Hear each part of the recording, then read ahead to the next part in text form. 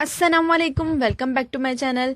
क्या आप भी इस तरह से ज़बरदस्त से KFC स्टाइल जिंगर बर्गर घर में बनाना चाहते हैं?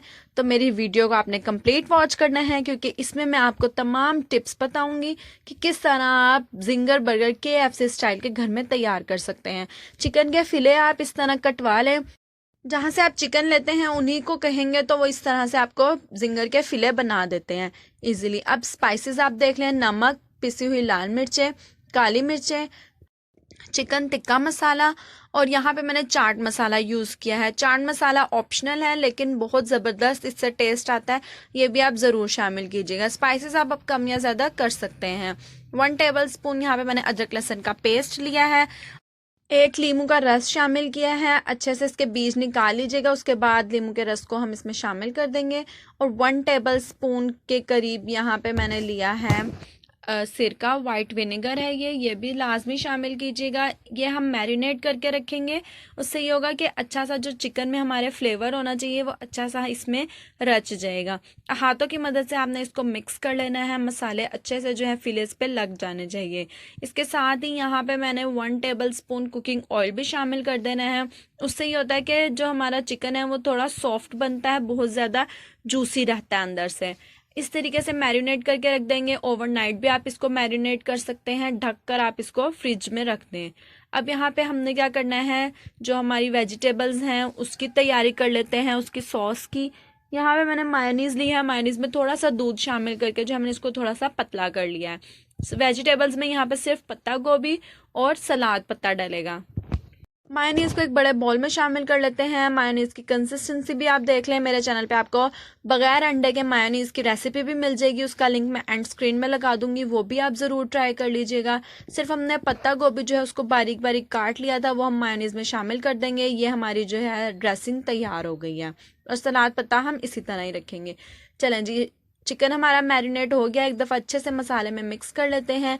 यहाँ पे मेरे पास एक बॉल में है पानी, नॉर्मल वाटर है, इसमें कुछ भी शामिल नहीं किया हुआ। और दूसरी तरफ है मैदा।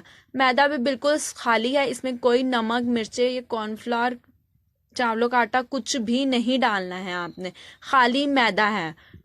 तरीका आपने गौर से देख लेना है कि किस तरीके से जो है हम चिकन के क्रम्स बनाएंगे। पहले मैंने मसाले वाले चिकन को मैदे में कोट किया है अच्छे से दबा दबा कर। उसके बाद ये देखिए पानी में मैंने चिकन को डिप कर दिया एक दफ़ा, और जो एक्स्ट्रा पानी था उसको निकलने दिया, दोबारा से उसको मैदे में शामिल किया है।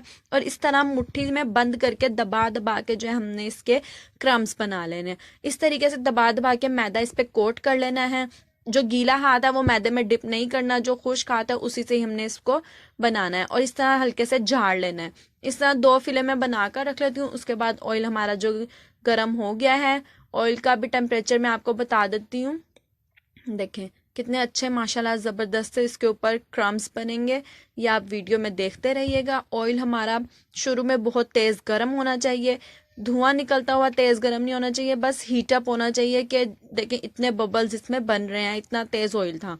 ये इसलिए गर्म रखा है ताकि जो हमारी कोटिंग है मैदे की वो उतरे नहीं, ऑयल में जो है मैदा निकले नहीं।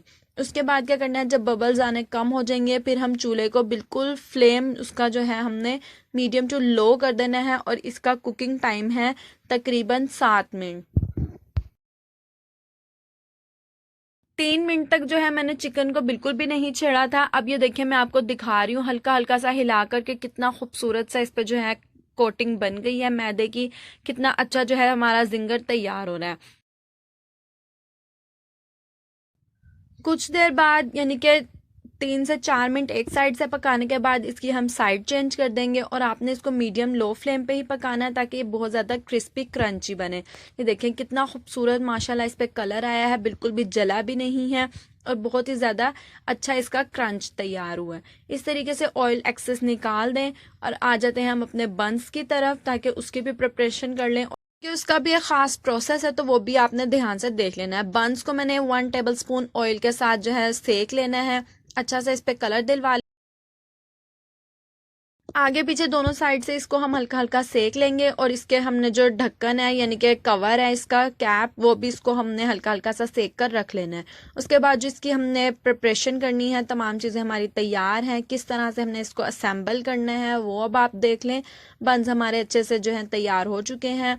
यहाँ पे मैं चिली गार्लिक सॉस का यूज़ कर रही हूँ, केचप है ये, आप चिली गार्लिक है, आप कोई सी भी सॉस जो आपको पसंद हो वो आप इस पर अप्लाई कर सकते हैं, लेकिन केचप का ही टेस्ट बहुत अच्छा आएगा। इस तरीके से सारे बंस पे लगा लेंगे। उसके बाद क्या करना है, सलाद पत्ता हमने पूरा ही रखना है इसके ऊपर, इसकी हमने कटिंग नहीं करनी। इस तरीके से अच्छे से तमाम पीसेस पे हम सलाद पत्ता रख लेंगे।